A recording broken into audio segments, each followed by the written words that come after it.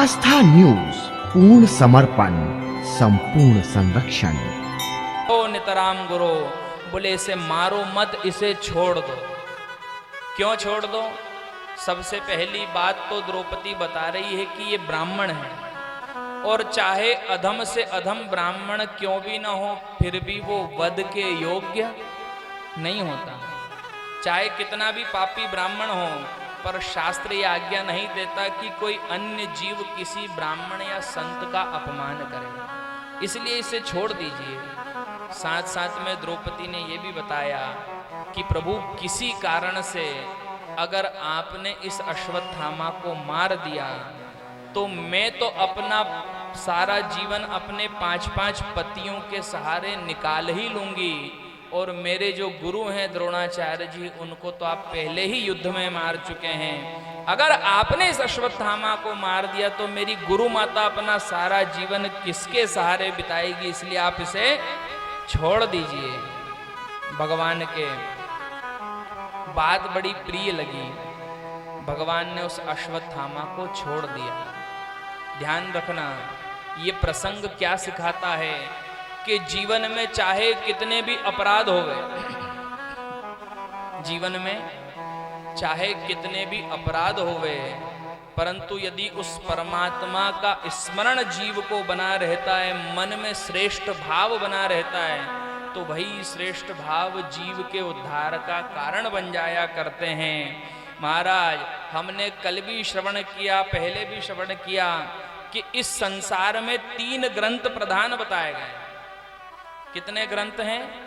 हमारे सनातन धर्म के मानव जीवन के कल्याण के लिए 3 ग्रंथ प्रधान बताए गए। सबसे पहला रामायण हमें सिखाती है कि क्या क्या करना चाहिए। दूसरे नंबर पर महाभारत हमें सिखाती है कि क्या नहीं करना चाहिए।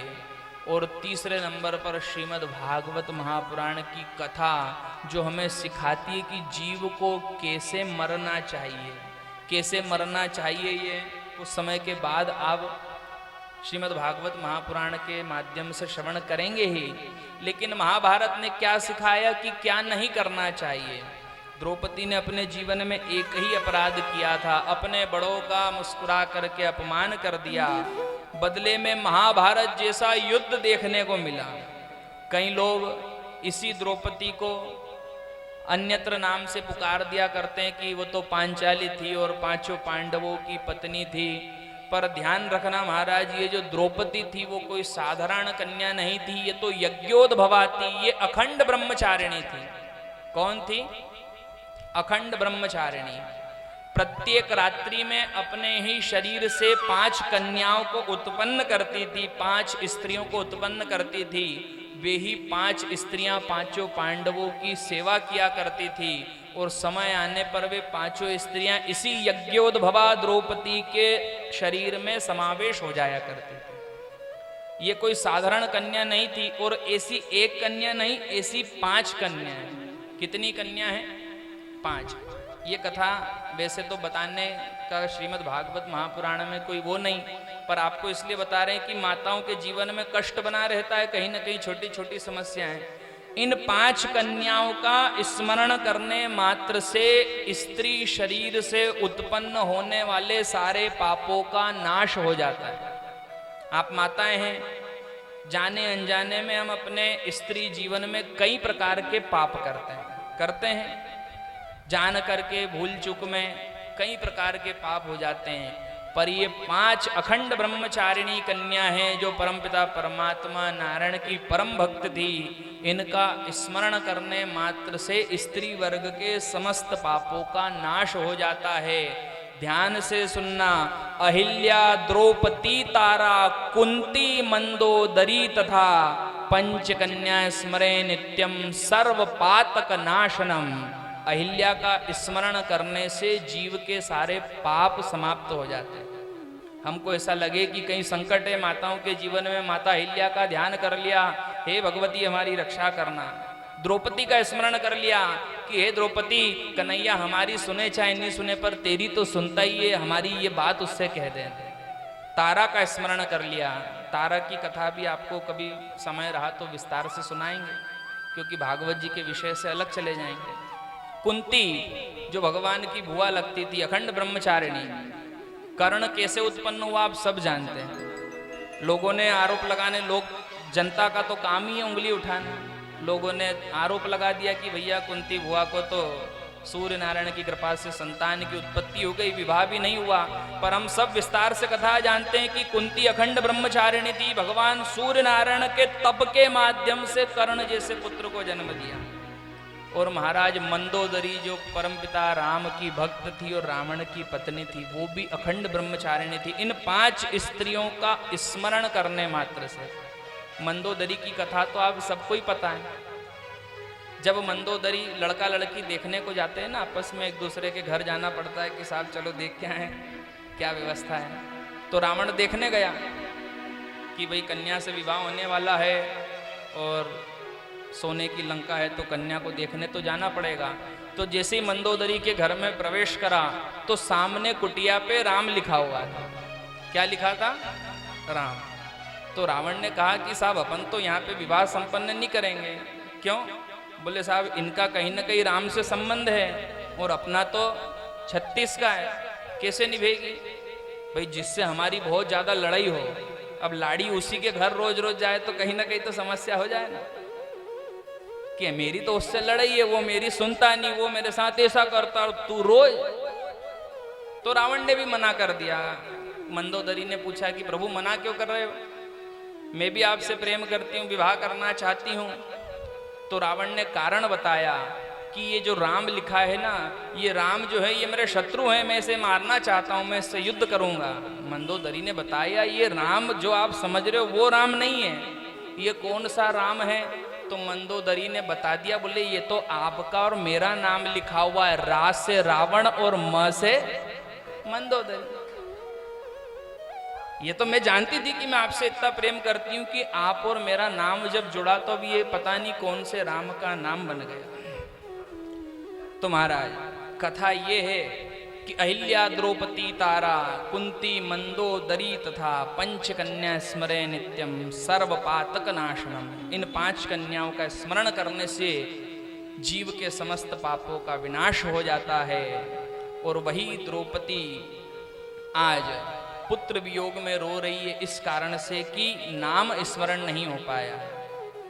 परंतु इस द्रौपदी ने भी भगवान की भक्ति करके जीवन में कई कष्टों को सहन किया है। ध्यान रखना कितना तप है। जिस स्त्री के 5 पति हो उसकी रक्षा के लिए भगवान जा सकते हैं क्या?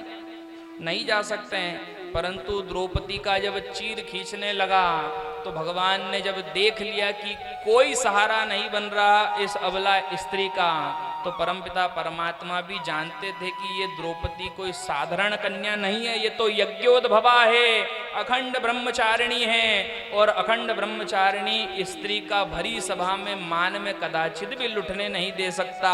परमपिता परमात्मा ने द्रौपदी की साड़ी के स्थान पर अपना पीतांबर लगा दिया।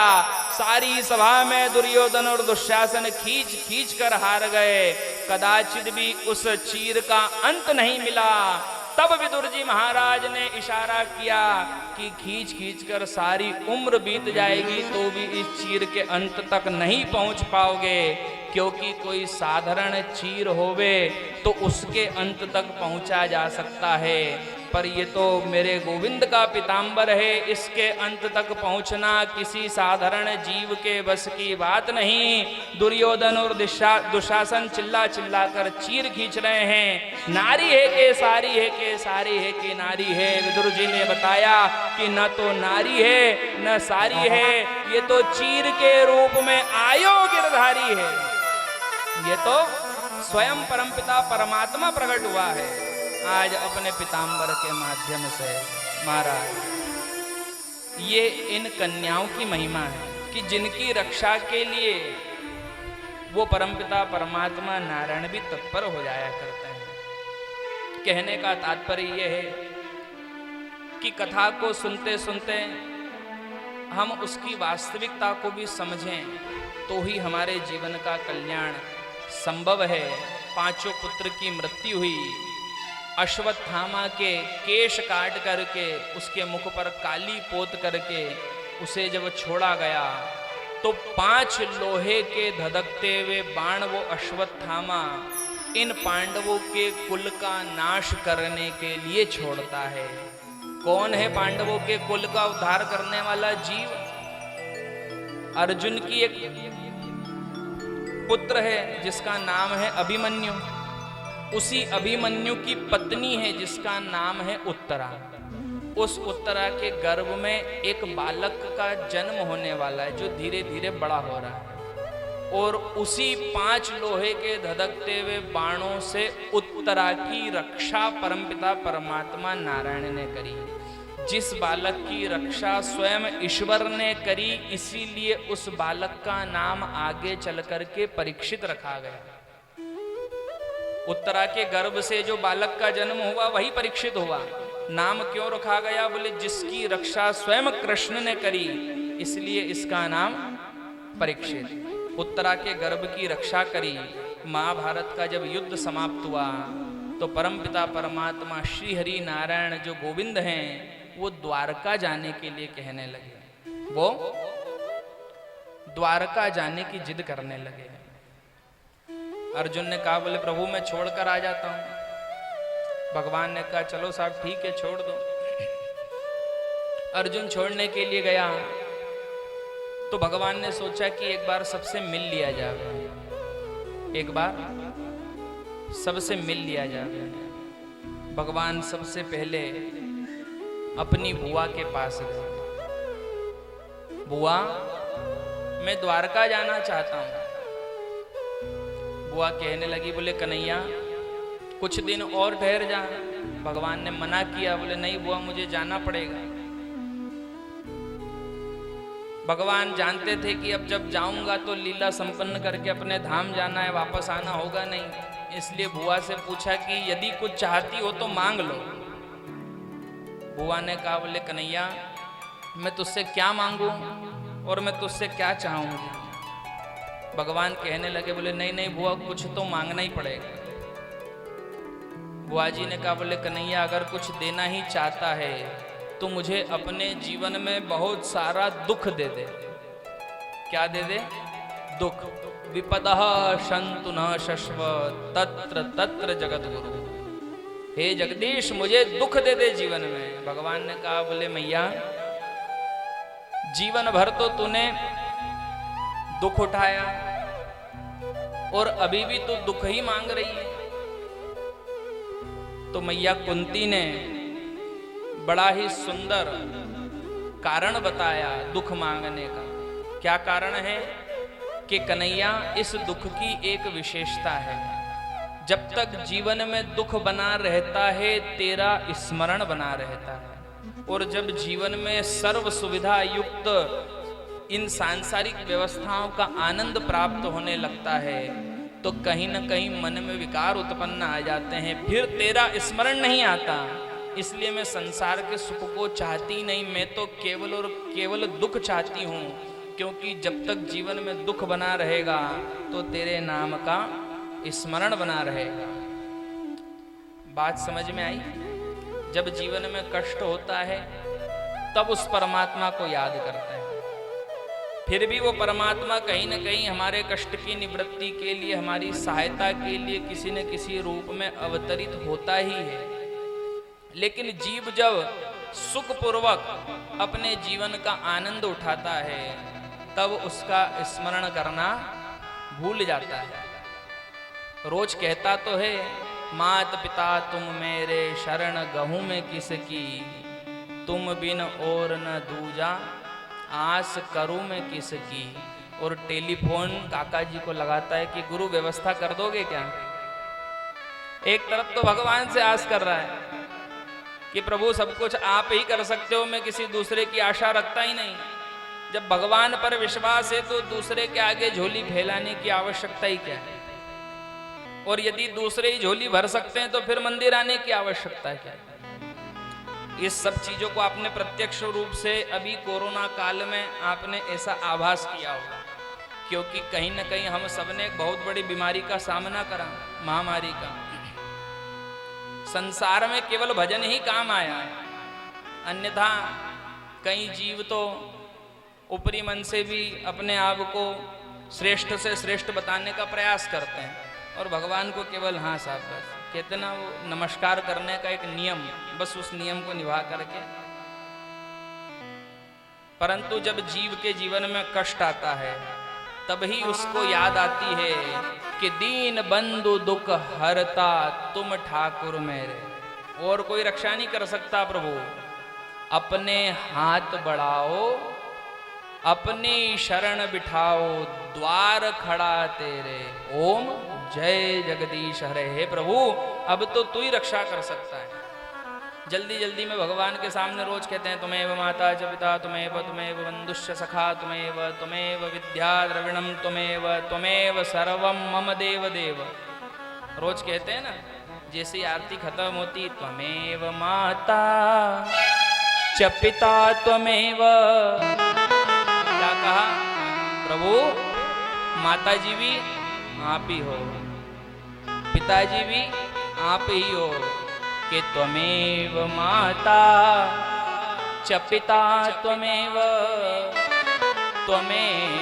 बंधु च सखा त्वमेव विद्या द्रविणम त्वमेव। द्रविणम त्वमेव का मतलब समझ में आया? प्रभु मेरी बुद्धि भी आप ही हो और मेरा धन भी आप ही हो। ऐसा खाली भगवान से कहते हैं, पर घर जाते याद आती कि चाबी कहाँ रखी है। भाई अगर वही धन है तो फिर उसी को संभालना चाहिए।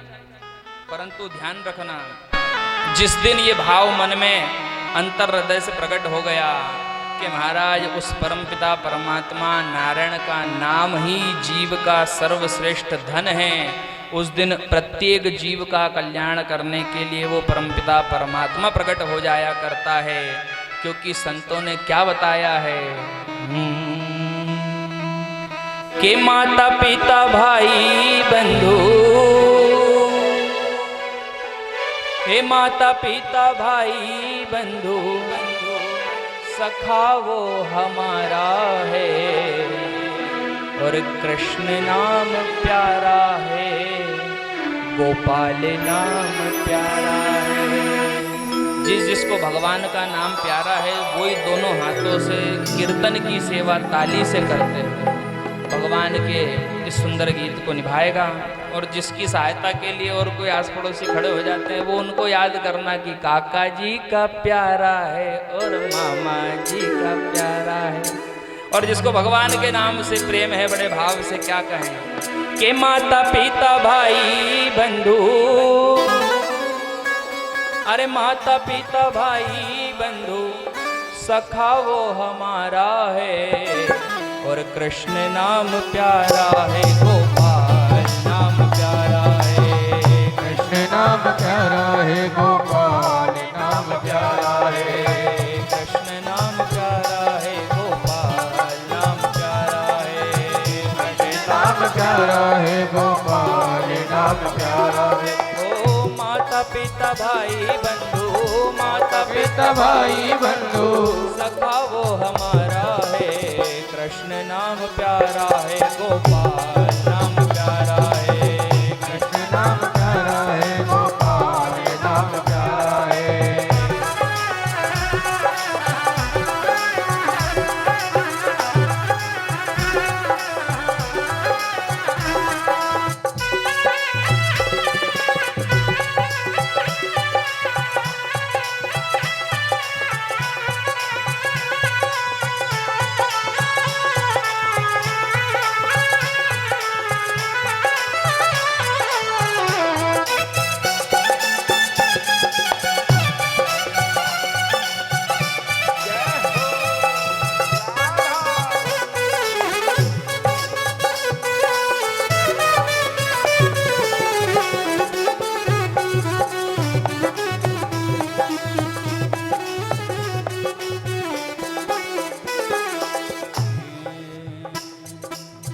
नाम ही प्रभु का जरे जर में समाया है, नाम ही प्रभु का जरे जर में समाया है, ओ नाम ही प्रभु का जरे जर में समाया है, नाम ही प्रभु का चरे जर में समाया है। और महिमा अपार पार किसी ने न पाया है।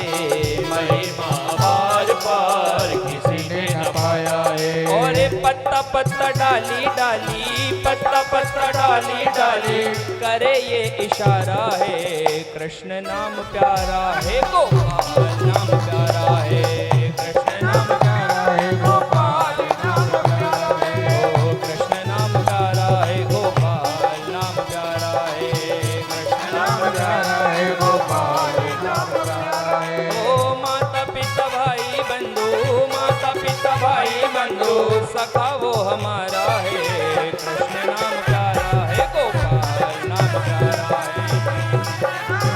है, गोपाल नाम प्यारा है।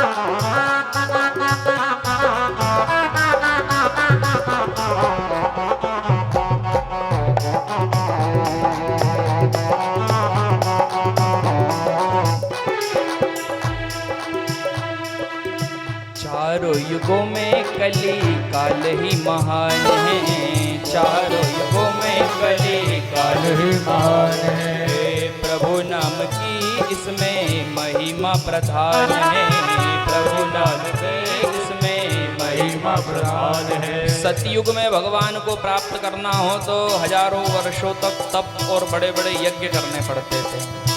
त्रेता में उस नारायण को प्राप्त करना हो तो भी बड़े बड़े यज्ञ और तप करने पड़ते थे। द्वापर में प्राप्त करना हो तो हजारों अश्वमेध यज्ञ को करके वो नारायण प्राप्त होता था। पर इस कलयुग को एक आशीर्वाद भी है। क्या? कलयुग केवल नाम आधारा, सुमिर सुमिर नर उतर ही पारा। इसलिए संतों ने क्या कहा? चारों युगों में कली काल ही महान है, चार युगों में कली काल ही महान है, प्रभु नाम की इसमें महिमा प्रधान है, प्रभु नाम में इसमें महिमा प्रधान है। और हम बेसहारों का, हम बेसहारों का यही तो सहारा है, कृष्ण नाम प्यारा है, गोपाल नाम प्यारा है, कृष्ण नाम प्यारा है, गोपाल नाम प्यारा है, कृष्ण नाम प्यारा है, गोपाल नाम प्यारा है, कृष्ण नाम प्यारा है, गोपाल नाम प्यारा है। ओ माता पिता भाई बंधु, माता पिता भाई बंधु, सखा वो हमारा है, कृष्ण नाम प्यारा है, गोपाल नाम प्यारा है, कृष्ण नाम प्यारा है, गोपाल नाम प्यारा है, कृष्ण नाम प्यारा है, गोपाल नाम प्यारा है। ओ कृष्ण नाम प्यारा है, गोपाल नाम प्यारा है।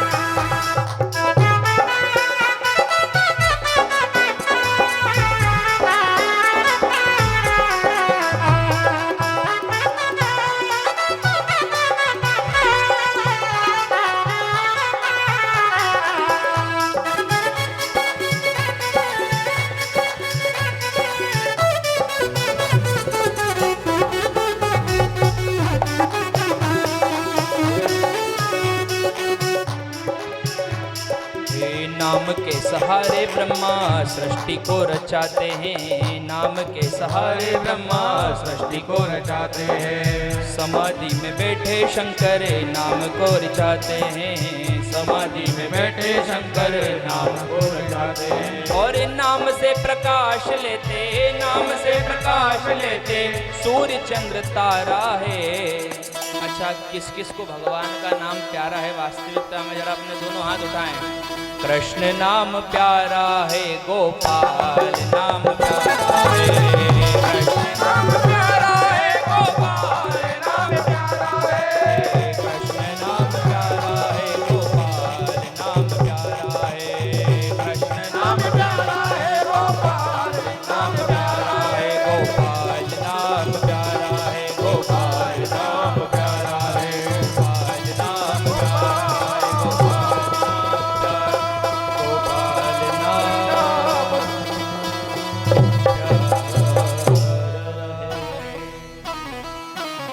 के माता पिता भाई बंधु सखा वो हमारा है, कृष्ण नाम प्यारा है, गोपाल नाम प्यारा है। महाराज मैया कुंती ने उठा, यदि तेरा साथ बना रहेगा तो महाराज इस जीवन के दुख में भी आनंद का अनुभव होगा। एक गीत है ना, तेरा साथ है तो मुझे क्या कमी है, और आगे क्या है, से भी मिल रही रोशनी है, तेरा साथ है। जब उस कन्हैया का साथ बना रहेगा तो जीव को किसी प्रकार का कोई कष्ट नहीं होगा, जीव के जीवन में विचलितता नहीं होगी। यद्यपि किसी कारण से दुख आश्रित हो गया तो वो दुख भी जीव को आनंद प्रदान करने वाला बन जाएगा, क्योंकि ये महाभारत की कथा यही तो सिखाती है। द्रौपदी के जीवन में कितना बड़ा दुख आया, भरी सभा में खड़ा करके बीच में और महाराज वस्त्र को खींचने लगे, पर वो दुख भी आनंद में बदल गया, क्योंकि परमात्मा का स्मरण था और चीर बन करके वो गोविंद प्रकट हो गया।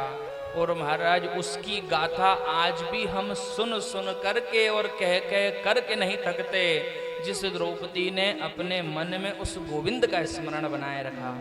तो भले ही से हमारी गाथा को संसार गावे चाहे न गावे, पर कम से कम थोड़ा सा भी जीवन में भगवत भक्ति का आश्रय बना लिया तो हो सकता है कि हमारा परिवार अवश्य ही हमें अपने स्मरण से कभी जाने नहीं दे। इसलिए महाराज उस परमपिता परमात्मा के चरणों का अनुग्रह प्राप्त करने के लिए शांति बनाए रखें। आइए माता जी थोड़ा सा आगे आ जाइए।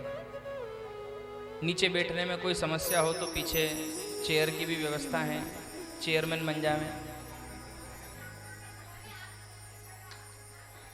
हाँ, बोलो वृंदावन बिहारी लाल की। महाराज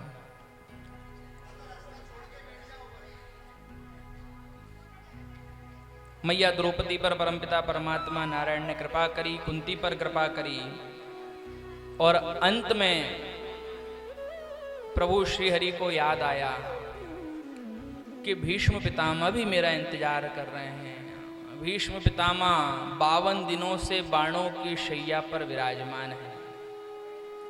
बस आप लोग चिंता मत करें, जल्दी छुट्टी कर देंगे।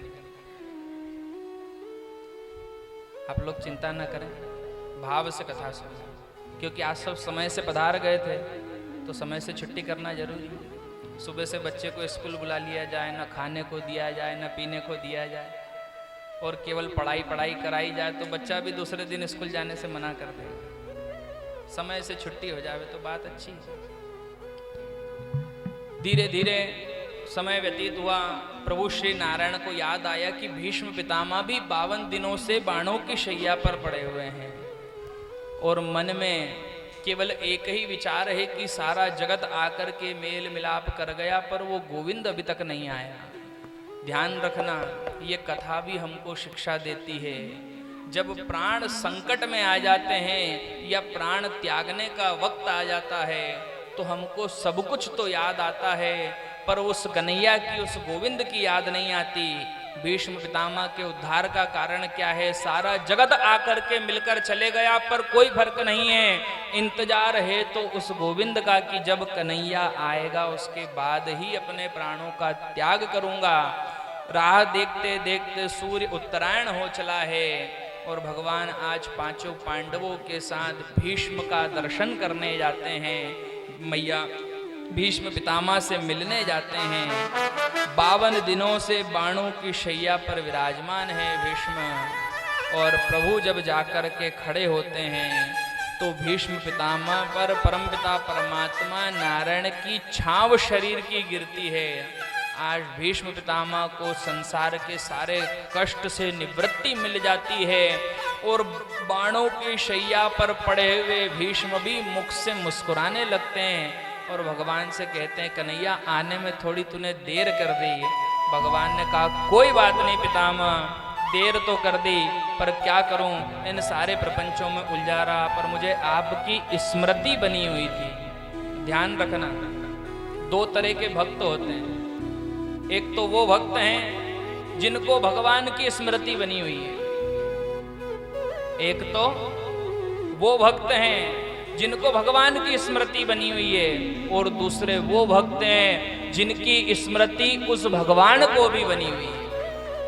इस भागवत महापुराण में किन भक्तों की कथा है जिनकी स्मृति भगवान को बनी हुई है? ध्रुव जब तपस्या करने चला तो भगवान को ध्यान था कि एक 5 वर्षीय बच्चा तप कर रहा है। प्रहलाद ने जब नाम का उच्चारण किया तो भगवान को याद था कि हिरण्यकश्यपु जैसे पापी के घर में जन्म लेकर भी एक बालक मेरे नाम का स्मरण करता है। भीष्म पितामह ने जब भगवान को याद किया तो भगवान के स्मरण बना रहा कि सबसे तो मिल लिया, पर भीष्म से मिलना रह गया है। भीष्म पितामह को दर्शन देने नहीं गए, भीष्म पितामह का दर्शन भगवान करने गए हैं। भीष्म पितामह अंतिम समय में एक इच्छा प्रकट करते हैं। क्या इच्छा है? भीष्म पितामह भगवान से कहते हैं, बोले प्रभु मैं वही दर्शन करना चाहता हूँ जब आप मुझे शस्त्र उठा करके मारने दौड़े थे। भगवान ने कहा, बोले भीष्म पितामह मैंने तो वचन दिया था कि मैं संपूर्ण युद्ध में कोई शस्त्र को स्पर्श भी नहीं करूंगा, मैंने तो शस्त्र उठाया ही नहीं। भीष्म पितामह ने याद दिलाया, बोले प्रभु आपको याद है जब मैंने बाणों के प्रहार करना प्रारंभ किए तो आपने रथ का पहिया उठा करके मुझे मारने के लिए दौड़े थे। भगवान ने कहा, बोले पितामह वो कोई शस्त्र नहीं था, वो तो रथ का पहिया था। क्या था वो? रथ का पहिया। और रथ का पहिया कोई शस्त्र की गिनती में नहीं आता। भीष्म पितामह ने कहा, बोले प्रभु आप तो त्रैलोक्य के स्वामी हैं, जिसकी भ्रकुटी का एक बाल भी बांका हो जावे तो त्रैलोक्य पर प्रलय आ जावे, जिसके हाथ में एक छोटा सा तिनका भी हो तो महाराज उस तिनके से जो सृष्टि पर प्रलय कर सकता है, तो प्रभु वो तो रथ का पहिया साक्षात सुदर्शन चक्र के समान था, वो शस्त्र ही तो हुआ। परंतु भगवान ने भीष्म पितामह को बताया कि मेरा स्वभाव है मैं अपने भक्त का मान रखने के लिए अपनी प्रतिज्ञाएं तोड़ दिया करता हूं, क्योंकि दोनों के बीच में शर्त लगी थी। भीष्म पितामह ने वचन लिया कि कल तो भगवान के हाथ में शस्त्र दिलाकर ही रहूंगा, और भगवान ने कसम खा रखी थी कि मैं शस्त्र उठाऊंगा ही नहीं। जब युद्ध हुआ तो भगवान कृष्ण रथ चला रहे थे, अर्जुन पीछे बैठे थे। भीष्म पितामह ने बाणों का प्रहार करना चालू करा, देखते ही देखते जिस रथ पर भगवान नारायण विराजमान है सारा रथ चकनाचूर हो गया। तो जब भगवान ने देखा कि आज भीष्म के क्रोध को कोई नहीं संभाल सकता, तो उस टूटे हुए रथ का पहिया उठा करके भीष्म को जैसे ही मारने दौड़े, भीष्म पितामह ने बाण और धनुष रखकर कहा, बोले प्रभु मैंने अपना काम कर दिया, मैंने प्रतिज्ञा ली थी कि कल तो शस्त्र धारण कराऊंगा, और आज आपने रथ का पहिया उठा लिया। महाराज प्रभु का एक स्वभाव है कि खुद का प्रबल प्रेम के पाले पड़कर प्रभु को नियम बदलते देखा। खुद का मान टले टल जाए पर भक्त का मान ना टलते देखा। मेरी प्रतिज्ञा टूट जाएगी कोई बात नहीं, पर मेरे भीष्म की प्रतिज्ञा नहीं टूटना चाहिए, इसलिए रथ का पहिया उठा करके मारने दौड़े। भीष्म पितामह ने हाथ जोड़कर प्रणाम किया। वही भीष्म आज बाणों की शैया पर विराजमान है। भीष्म पितामह से परमपिता परमात्मा श्री हरि नारायण प्रणाम करते हैं। समय आने पर भीष्म के शरीर का त्याग होता है, और भीष्म पितामह अंतिम समय में परमपिता परमात्मा नारायण से अपने पांचभौतिक शरीर के देह का संस्कार करने की अनुमति चाहते हैं। परमपिता परमात्मा नारायण ने भीष्म पितामह के साथ में मिलकर के परमपिता परमात्मा ने पांचों पांडवों के साथ मिलकर के भीष्म पितामह का अंतिम संस्कार किया। और भीष्म पितामह ने एक मांग और रखी, बोले प्रभु ये तो श्राद्ध की व्यवस्था है, मृत्यु के बाद में जीव को कदाचित भी अन्न और जल की आशाएं समाप्त नहीं होती, क्योंकि ये संसार है, इस संसार में जन्म लिए हैं, यहाँ की आशा तृष्णाओं से हम तृप्त नहीं होते, इसलिए मृत्यु के बाद भी हमारी आशाओं की निवृत्ति नहीं होती। इसलिए प्रभु आज तो आप मेरे लिए इस संस्कार की व्यवस्था को निभा रहे हैं, आज से बाद में मेरे लिए तर्पण आदि की व्यवस्था को कौन निभाएगा। तब जाकर भगवान ने वरदान दिया कि भीष्म मैं तुझे वरदान देता हूँ, जब भी कोई जीव अपने माता पिता का श्राद्ध करेगा या तर्पण करेगा और यदि वो भीष्म पितामह के लिए जल प्रदान करेगा तो ही वह जल उसके माता पिता तक पहुँचेगा। जो लोग तर्पण करने जाते हैं सुबह, उनको पता होगा, हमारे चौरसिया अंकल जी रोज जाते हैं सुबह तर्पण करने। आपने देखा होगा जब सारे देवताओं का, ऋषियों का, पितरों का तर्पण हो जाता है तो गुरुजी आखिरी में भीष्म पितामह के लिए जल छिड़वाते हैं। शास्त्र में नियम बना हुआ है। जो लोग यहाँ पर तर्पण कर रहे हैं पूजन के माध्यम से कछवा परिवार के, उन्होंने देखा होगा जब सबका तर्पण हो जाता है तो आखिरी में भीष्म पितामह के लिए जल छुड़वाया जाता है। भीष्म शांतनो वीर सत्यवादी जितेंद्रिय विरवोति वापनोति पुत्र पौत्रोच्चिताक्रियाम। इस सूत्र के साथ में जब जल छुड़ाया जाता है तो भीष्म पितामह को तृप्ति मिलती है और हमारे द्वारा दिया हुआ श्राद्ध आनंद पूर्वक हमारे पितरों तक पहुंच जाता है। भीष्म पितामह को भगवान ने वरदान दिया जिसका आज तक शास्त्र परिवहन कर रहा है। भीष्म पितामह के लिए तर्पण आदि की व्यवस्था को निभाते हुए हम अपने पितरों को भी प्रसन्न साथ में करते हैं। भगवान अर्जुन के साथ द्वारका पहुँचे। द्वारका में पहुंचकर भगवान ने अर्जुन को उपदेश दिया कि अर्जुन समय आने पर मुझे इस धराधाम को छोड़ करके जाना पड़ेगा और यह संदेश तुम जाकर के कुंती भुआ को, पांचों भाइयों को, पांचों पांडवों को, सभी को दे देना। अर्जुन मन में विचार करने लगा, बोले प्रभु जब आप इस धराधाम को छोड़ करके चले जाएंगे तो यदि आपसे मिलने का मन हुआ तो आपको कहाँ पर ढूंढेंगे। भाई कोई होता है ना कि कोई जा रहा हूँ भैया 2-4-10 दिन के लिए।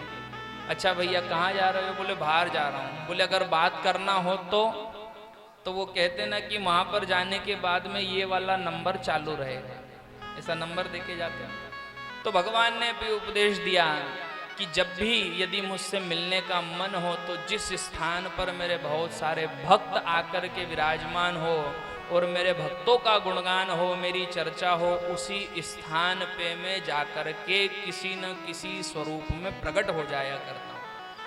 अब जहाँ पर कथा होती है वहाँ पर भगवान प्रकट हो जाते हैं, चाहे आनंद के स्वरूप में हो।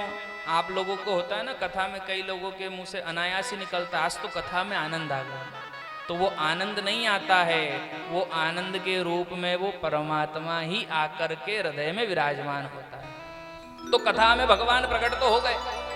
अब कथा समाप्त हुई तो भगवान कहाँ चले जाते हैं? जब कथा समाप्त होती तो भगवान कहाँ चले जाते हैं? तो बोले जब कथा समाप्त हो जाती है तो भगवान कथा में ही चले जाते हैं। ये बात केवल कहने सुनने के लिए नहीं है, इसी श्रीमद् भागवत महापुराण में स्वयं भगवान नारायण ने कहा है कि तिरोधाय प्रविश्योहम श्रीमद् भागवत कथाम्यहम। बोले जब कथा की समाप्ति हो जाती है, विश्राम हो जाता है, तो पुनः इस श्रीमद् भागवत महापुराण रूपी ग्रंथ में परमपिता परमात्मा नारायण शब्द बन करके प्रवेश कर जाया करते हैं, क्योंकि शब्द को ही तो ब्रह्म कहा गया है। शब्द रूपी परमात्मा पुनः इस कथा में जाकर के प्रवेश हो जाता है और वही शब्द परमपिता परमात्मा की कृपा से यहाँ विराजमान होता है। यहाँ से इस माइक के माध्यम से आपके हृदय में जाकर के जब वो शब्द रूपी ब्रह्म विराजमान होता है तो हृदय में आनंद की अनुभूति होने लगती है। महाराज भगवान कथा से ही प्रकट होकर के और कथा में ही प्रवेश कर जाया करते हैं। अर्जुन को बताया, अर्जुन भगवान को छोड़ करके आया। धीरे धीरे करके समय व्यतीत होने लगा और अर्जुन जब लौटे हैं तो सबसे पहले माता कुंती को बताया कि मैया परमपिता परमात्मा श्री हरि नारायण हम सबको छोड़कर अपने गोलोक धाम में जाकर के निवास करने लगे। जैसे ही मैया कुंती ने सुना तो अपने प्राणों का त्याग किया। पांचों पांडवों ने मिलकर के मैया कुंती का पांच भौतिक संस्कार, पांच भौतिक शरीर का संस्कार किया और संस्कार करके पांचों पांडवों ने भी सोचा कि जब परमात्मा ही नहीं रहे जिसका आश्रय हमारे जीवन में था, जब वही नहीं है तो हम इस संसार में रह करके क्या करेंगे, हमें भी स्वर्गारोहण की यात्रा पर चलना चाहिए। तो पांचों पांडव मिलकर के स्वर्गारोहण की यात्रा की ओर चलते हैं। परंतु शास्त्र इस बात का प्रमाण देता है, शास्त्र इस बात का प्रमाण देता है कि धीरे धीरे धीरे करके समय तो व्यतीत होते गया। समय आने पर अर्जुन ने भी अपना शरीर त्यागा, भीम ने भी अपना शरीर त्यागा, द्रौपदी आदि ने भी अपने शरीर को त्यागा महाराज, नकुल सहदेव सबने शरीर को त्यागा और केवल धर्मराज युधिष्ठिर ही सशरीर उस धर्मराज के भवन तक पहुंच करके परमपिता परमात्मा नारायण के धाम को प्राप्त हुआ। क्यों? क्योंकि इन्हीं धर्मराज युधिष्ठिर ने अपने जीवन में सत्य का आचरण कहा। संपूर्ण जीवन में केवल एक बार झूठ कहने का अवसर मिला और वो भी धोखे से कहलवाया गया। उन्होंने जानबूझ करके कभी असत्य भाषण नहीं करा। ध्यान रखना, जिस सत्य की महिमा आप सुन रहे हो उसी सत्यनारायण की यह कथा है। हम सब क्या करते हैं, सत्यनारायण की कथा कराने का बहुत शौक है। व्यापार व्यवसाय प्रारंभ हो, नया मकान बनाया, ब्याह शादी करा, सत्यनारायण भगवान की कथा करना है गुरु। तो साहब कथा तो सुन ली, पर हम सब भी उस बनिए की तरह व्यवहार करने लगते हैं कि केवल जितनी देर कथा पढ़ना है, हवन करना है, उतनी देर भगवान में मन लगा और उसके बाद तुरंत झूठ बोलना प्रारंभ कर दिया। और सत्यनारायण के व्रत का नियम क्या है? बोले प्रातः काल के समय उठ करके मन में विचार करो कि चाहे आज ये सर धड़ से अलग क्यों न हो जाए, पर असत्य भाषण नहीं करेंगे। और जिस दिन हम ये विचार करना सीख जाते हैं, सत्य के माध्यम से अपने जीवन को यापन करना सीख जाते हैं, उस दिन वो सत्य रूपी परमात्मा हमारे जीवन में आनंद की वर्षा करने लगता है। उस दिन वो परमपिता परमात्मा नारायण हम पर कृपा करने लगता है। महाराज वही सत्य के प्रभाव से धर्मराज युधिष्ठिर को परमपिता परमात्मा नारायण का धाम प्राप्त हुआ। ऐसा बताते हैं शास्त्र में कि जिस समय धर्मराज युधिष्ठिर चला करते थे, हम गाड़ी चलाते हैं, हमारी गाड़ी का पहिया रोड से चिपका रहता है, और धर्मराज युधिष्ठिर का जब रथ चलता था तो रथ का पहिया जमीन से एक हाथ ऊपर हुआ करता था। किसके प्रभाव से? सत्य के प्रभाव से रथ का पहिया एक हाथ ऊंचा हुआ करता था। और इस असत्य का प्रभाव देख लीजिए, जीवन में एक बार असत्य कहा। कब कहा? सारे पांडवों ने मिलकर के कहा, बोले यदि द्रोणाचार्य के सामने महाराज युधिष्ठिर ही कहेंगे, धर्मराज युधिष्ठिर कहेंगे कि अश्वत्थामा मारा गया तो ही वे मानेंगे, क्योंकि बाकी सब तो झूठ बोलते हैं। अर्जुन ने अपने जीवन में कई बार झूठ बोला, भीम ने झूठ कहा, नकुल सहदेव ने कहा, पर युधिष्ठिर यदि कह देंगे कि अश्वत्थामा मारा गया तो ही द्रोणाचार्य अपने शस्त्रों को छोड़ेंगे।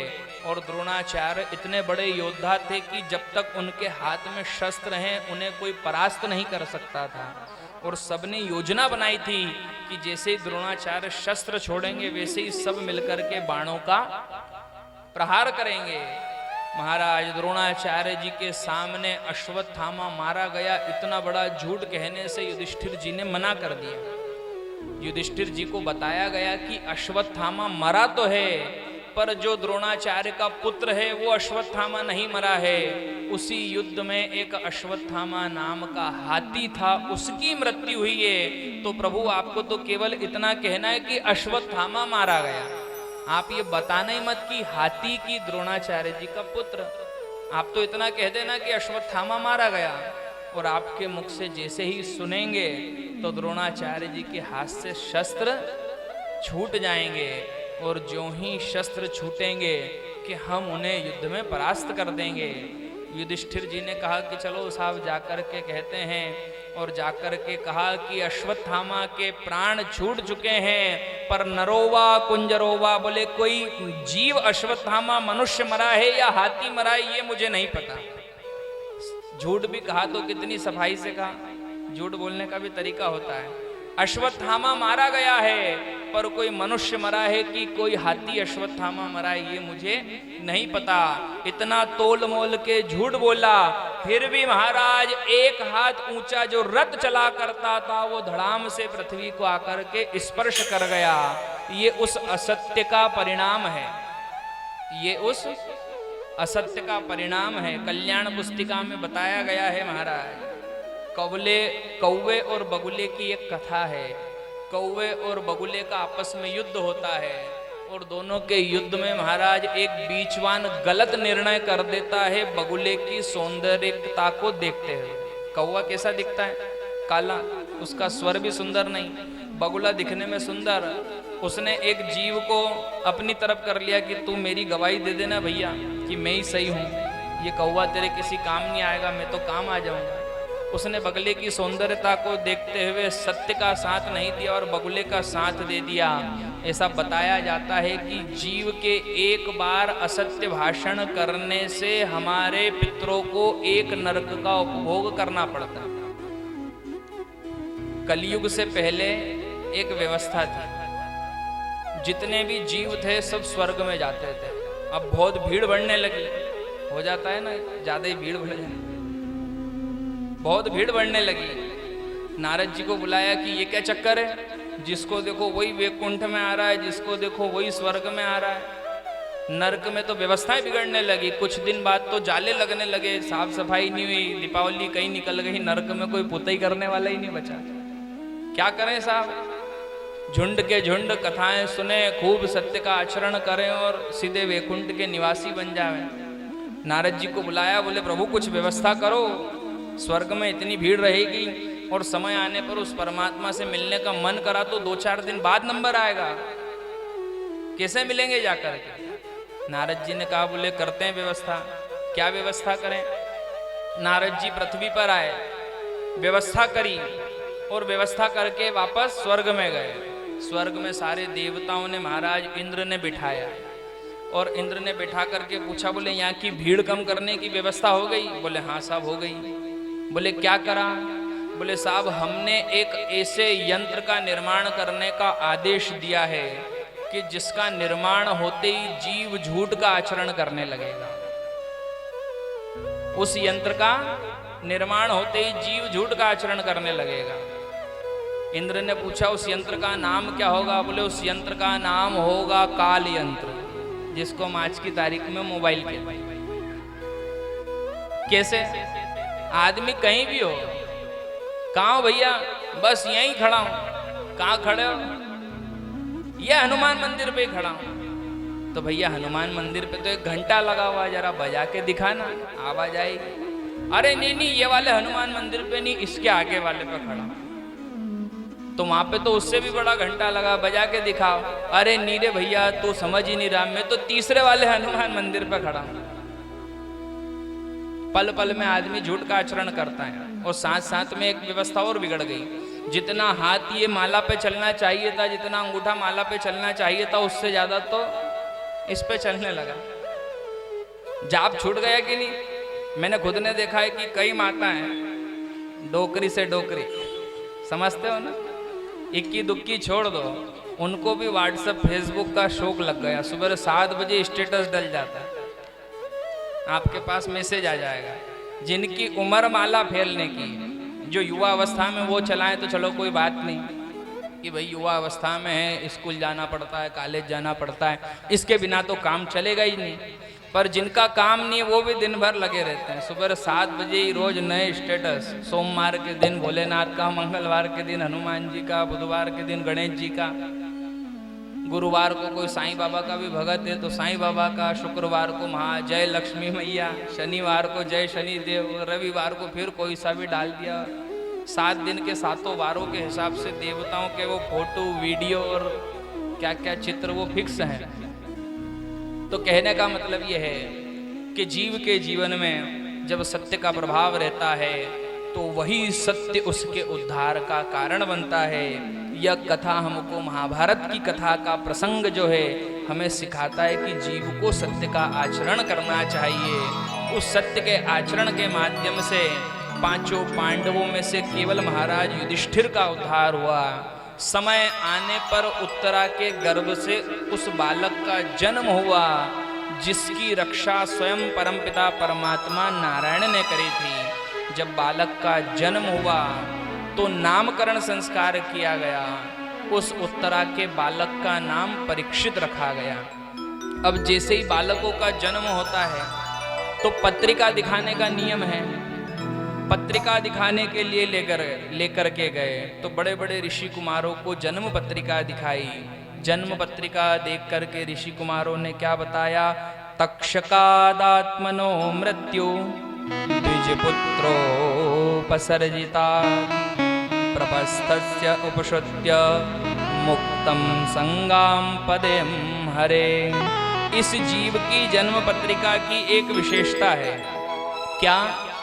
बोले अष्टम स्थान में इसके राहु विराजमान है। इससे क्या होगा? बोले सर्प के दंश से इस बालक की मृत्यु होगी। और पंचम स्थान में इस जीव के बृहस्पति विराजमान है। बोले इससे क्या होगा? बोले भले ही सर्प दंश से मृत्यु हो, पर गुरु की कृपा से इस बालक को परमपिता परमात्मा नारायण का धाम प्राप्त हो जाएगा। जैसे ही सुना महाराज तो पांचों पांडवों ने राजा परीक्षित को अपनी राजगादी पर बिठाया और स्वर्गारोहण की यात्रा को संपन्न कर दिया।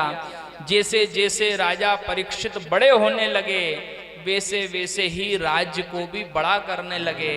और अंत में जाकर के महाराज क्या दृश्य हुआ कि सारी पृथ्वी के अकेले ही स्वामी बन गए। श्रीमद् भागवत महापुराण में राजा परीक्षित के नाम के साथ सार्वभौम सम्राट लिखा हुआ है। सारी पृथ्वी के अकेले राजा, राजा परीक्षित। बड़ा ही सुंदर राज्य चलने लगा। पांडवों के पौत्र हैं महाराज, तो कदाचित भी अन्याय तो किसी के साथ होने नहीं देते। भगवान कृष्ण का सानिध्य मिला है इस बालक को, तो परमपिता परमात्मा नारायण का बड़ा भारी भगत भी है। बड़ा ही सुंदर राज्य राजा परीक्षित का चलने लगता है। धीरे धीरे धीरे धीरे समय व्यतीत होता है। एक दिन की बात है, राजा परीक्षित जो हैं नगर भ्रमण के लिए जाते हैं और ये देखना चाहते हैं कि कहीं हमारे राज्य में किसी को कोई संकट तो नहीं है। जब राजा परीक्षित भ्रमण करने के लिए जाते हैं तो क्या देखते हैं? एक काला सा पुरुष खड़ा है। वो एक बैल को प्रताड़ित कर रहा है और उसी के पास में एक गाय खड़ी है जो खड़े खड़े रो रही है, जो कि खड़े खड़े रो रही है। राजा परीक्षित जब इस दृश्य को देखते हैं तो वहां पर कुछ समय रुक करके उन तीनों से पूछते हैं। उस काले पुरुष से कहते हैं कि हे जीव, तुम कौन हो? मेरे राज्य में इस प्रकार का कृत्य करने की तुम्हें कदाचित भी आज्ञा नहीं है। तुम यहाँ पर इस प्रकार का कृत्य नहीं कर सकते। वो काला पुरुष उस बैल को इतना प्रताड़ित कर रहा है कि उसने उस बैल के 3 चरण तोड़ दिए हैं। तीनों अपना अपना परिचय देते हैं। वो काला पुरुष जो खड़ा है विशालकाय शरीर को धारण किए, वो हाथ जोड़कर कहता है, बोले प्रभु परमपिता परमात्मा श्री हरि नारायण का युग समाप्त हुआ, मैं कलयुग हूँ। अब इस पृथ्वी पर मेरा निवास होगा। अब इस पृथ्वी पर मेरा निवास होगा।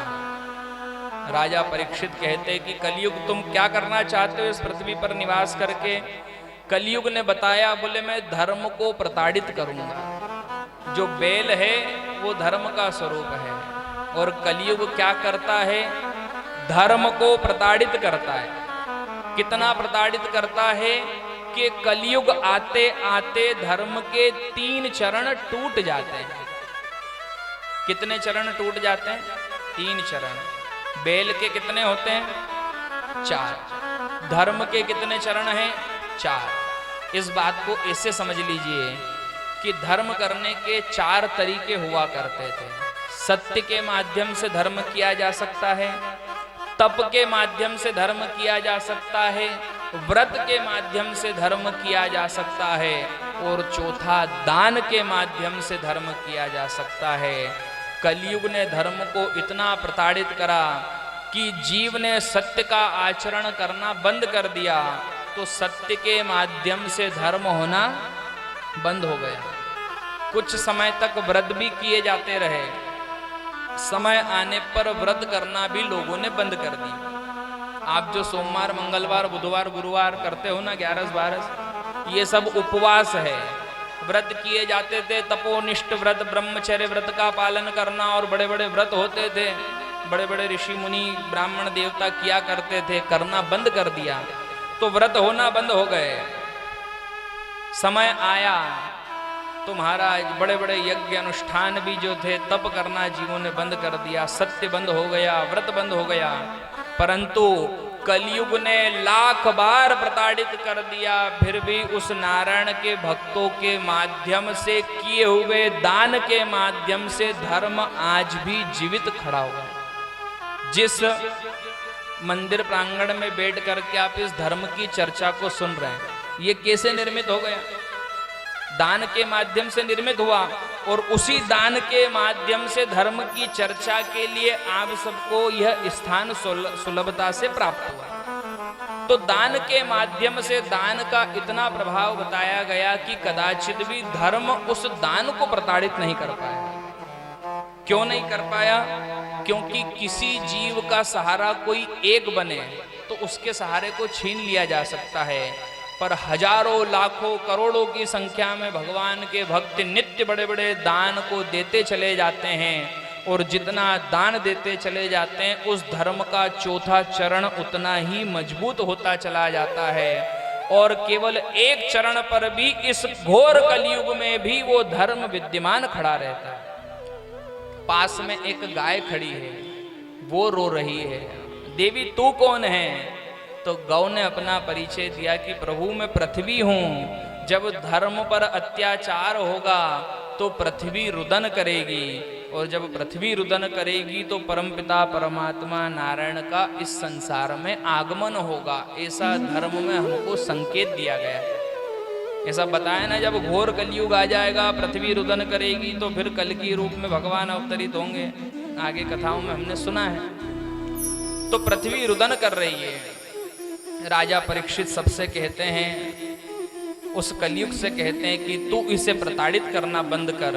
इस सारी पृथ्वी पर मेरा राज्य है, और मैं तुझे आज्ञा नहीं देता कि तू इस धर्म को प्रताड़ित करे। राजा परीक्षित कहने लगे, तुम्हें इस स्थान को छोड़कर जाना पड़ेगा। कलयुग ने कहा, बोले प्रभु मैंने ऐसा सुना है कि सारी पृथ्वी के आप अकेले राजा हैं, तो कोई ऐसा स्थान बताओ जहां पर आपका राज्य नहीं चलता हो। इस पृथ्वी पर सारी पृथ्वी के तो आप अकेले राजा हैं, और आप कहते हैं कि मेरे राज्य को छोड़कर चले जाएं, तो मैं जाऊं तो कहां जाऊं? राजा परीक्षित ने उपाय बताया कि सारी पृथ्वी का सम्राट तो मैं हूं ही, लेकिन इस पृथ्वी पर 4 स्थान ऐसे हैं जहां से मेरा कोई लेना देना नहीं है, मैं वहां पर राज्य नहीं करता। कौन कौन से स्थान? जहां पर मदिरा का पान किया जाता है, मदिरालय, जहां पर वेश्यावृत्ति की जाती है, जहां पर धृत क्रीड़ा मतलब धन के माध्यम से किसी खेल को खेला जाता है, जहां पर जीव की हिंसा करी जाती है, इन 4 स्थानों पर मेरा राज्य नहीं होता। हे महाराज, कलयुग तुमसे निवेदन है, इन 4 स्थानों पर जाकर तुम निवास करो। कलयुग कहने लगा, बोले प्रभु ये सब कमरे तो आपने दे दिए, भाई मेहमान आए पूछते ना कि हमारा सामान कौन से कमरे में रखें, तो कलयुग भी पूछ रहा है, बोले प्रभु आपने कमरे तो दे दिए, पर ये 4 कमरे जो है ना ये व्यवस्थित नहीं है, इसमें थोड़ा सा आनंद कम है। किसी में लाइट नहीं जलती है, किसी में पंखा नहीं चलता है, किसी में कूलर नहीं है, किसी में खिड़की नहीं है, ये 4 कमरे में समस्या है। तो बोले एक बढ़िया वाला कमरा भी दो जिसके अंदर सर्व सुविधाएं हों। कौन सा कमरा चाहिए? तो बोले प्रभु कोई श्रेष्ठ स्थान चाहता हूं। जैसे ही कलयुग ने कहा तो राजा परीक्षित कहने लगे कि कोई श्रेष्ठ स्थान में तुम्हें नहीं दे सकता, मेरे पास ऐसा कोई श्रेष्ठ स्थान नहीं जो कलयुग के लिए उचित हो। कलयुग ने कहा, बोले प्रभु एक कमरा भूल गए हो, मैं याद दिलाता हूँ, बहुत पहले का बना हुआ है। कौन सा? बोले प्रभु स्वर्ण में मेरा निवास होना चाहिए। राजा परीक्षित ने कहा, बोले स्वर्ण में तो भगवान नारायण का निवास होता है। कलयुग ने याद दिलाया, बोले प्रभु शायद आपको याद नहीं, खून पसीने के मेहनत की कमाई से खूब पसीना बहा बहा कर जो स्वर्ण कमाया जाता है, जो श्रेष्ठ भाव से लाया जाता है, उसी में नारायण का निवास होता है। और अधर्म से जो स्वर्ण कमाया जाता है उसमें कलयुग का निवास होता है। अधर्म का मतलब जो हमारा है ही नहीं, कैसे भी करके हमने उसको बना लिया, सड़क पर से मिल गया, राह से उठा लिया, पड़ोसी का छुपा लिया, कथा में से मिल गया, किसी का चुरा लिया, कहीं से उठा लिया, विवाह में से मिल गया, जो हमारा है ही नहीं, कैसे भी करके यदि उसको हम अपना बनाना चाहें तो वही अधर्म का स्वर्ण हमारे विनाश का कारण बन सकता है। ये श्रीमद् भागवत की कथा हमको बता रही है। राजा परीक्षित ने कहा, बोले ये बात तो ठीक है कि जो श्रेष्ठ स्वर्ण है उसमें भगवान नारायण का निवास है, पर अधर्म से जो कमाया हुआ धन है उसमें कलयुग का निवास होना चाहिए। राजा परीक्षित ने वरदान दिया कि मैं तुम्हें आशीर्वाद देता हूं, जो अधर्म से कमाया हुआ स्वर्ण है उसमें तुम निवास करो। परंतु राजा परीक्षित ये नहीं जानते थे कि हमारे राज्य में भी एक बार ऐसा हो चुका है। जब जरासंध से युद्ध हुआ था तो जरासंध की सारी संपत्ति तो छीन कर लाए ही थे, पर उस जरासंध का विशालकाय मुकुट भी हमारे बड़े बूढ़े जो थे, पांचों पांडव थे, वो छीन करके ले आए थे। और उसी जरासंध का मुकुट बहुत बड़ी पेटी में ताला लगा करके छुपा कर रख रखा है ताकि उसे कोई धारण ना करे। राजा परीक्षित ने जो ही कलयुग को वरदान दिया, कलयुग ने विचार कर लिया कि जिस दिन भी राजा परीक्षित वो मुकुट धारण करेगा उसी दिन में बुद्धि में प्रवेश कर जाऊंगा। समय आने पर महाराज महल की साफ सफाई में कहीं वो संदूक राजा परीक्षित को दिख गया, खुलवाया गया और खुलवा करके महाराज उसमें से वो दिव्य मुकुट को निकाल करके जो ही राजा परीक्षित धारण करता है तो वही मुकुट के अंदर महाराज कलयुग का निवास होता है। और देखते ही देखते जिस राजा परीक्षित ने कभी एक छोटी सी चींटी को भी नहीं मारा, वही राजा परीक्षित आज शिकार की आशा लेकर के वन की ओर जाता है। और जो ही जाता है तो शमिक मुनि के आश्रम पर जाकर के आवाज लगाता है, सार्वभौम सम्राट राजा परीक्षित आपके द्वार पर खड़े हैं, जल की इच्छा रखते हैं, मैं जल पीना चाहता हूँ, मुझे भूख लगी है, मुझे प्यास लगी है, कोई मुझे जल ला करके दो। अब शमिक मुनि तो बैठे हैं तपस्या में, ला करके जल कौन दे, जल कौन ला करके दे। 2-4 बार आवाज लगाई, मन में ये बात आ गई कि इतने बड़े राज्य का राजा हूं, कोई मेरी बात नहीं सुनता।